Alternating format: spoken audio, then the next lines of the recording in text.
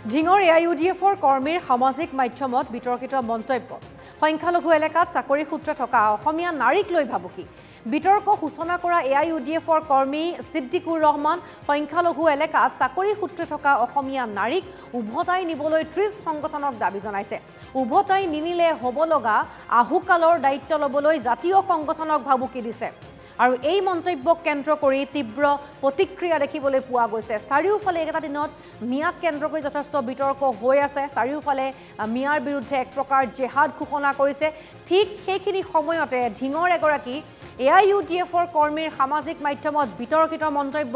সংখ্যালঘু এলেকাত চাকৰি সূত্ৰে থকা যিসকল অসমীয়া নাৰী তেওঁলোকক লৈ এতিয়া ভাবুকি বিতৰ্ক সূচনা কৰা AIUDFৰ কৰ্মী সিদ্দিকুৰ ৰহমান সংখ্যালঘু এলেকাত চাকৰি সূত্ৰে থকা অসমীয়া নাৰীক উভতাই নিবলৈ 30 সংগঠনক দাবী জনাইছে আৰু উভতাই নিনিলে হ'ব লগা আহুকালৰ দায়িত্ব লবলৈ জাতীয় সংগঠনক ভাবুকি দিছে আৰু এই মন্তব্যক কেন্দ্ৰ কৰি তীব্ৰ প্ৰতিক্ৰিয়া দেখিবলৈ পোৱা গৈছে হয় সৰকাৰে এটাই দাবী জনাম কাৰণ তেও যেহেতু হেনে মন্তব্য কৰিছে আৰু তেও জেদত পৰি হয়তো তেনে ধৰণৰ কাম কৰিও পেলাব পাৰে গতিকে সৰকাৰলৈ এটাই অনুৰোধ যে তেওঁলোকে আমাৰ যি কৰ্মৰত সংখ্যালঘু এলেকাত যি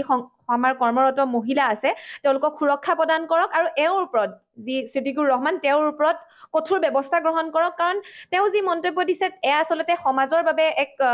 সুস্থিৰ পৰিস্থিতি সৃষ্টি নকৰিব কাৰণ বৰ্তমান অসমত হক পৰিস্থিতি বহুত বেছি বেয়া যেহেতু আমি অসমত প্ৰথমৰ পৰাই হিন্দু মুছলিম হক বা প্ৰত্যেকটো সম্প্ৰদায়ৰ মানুহ একেলগে বাস কৰি আহিছো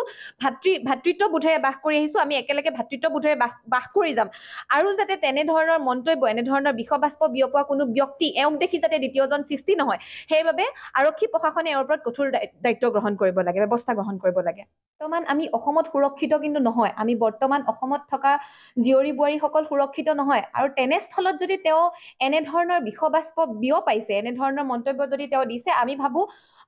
তেখেতক সোনকালে কৰায়ত্ব কৰিব লাগে আৰক্ষী প্ৰশাসনে তেখেতক এৰেষ্ট কৰিব লাগে কাৰণ বৰ্তমান যি অসমত পৰিস্থিতি হৈ আছে সকলোতে সাম্প্ৰদায়িক মনোভাৱ বিয়পি আছে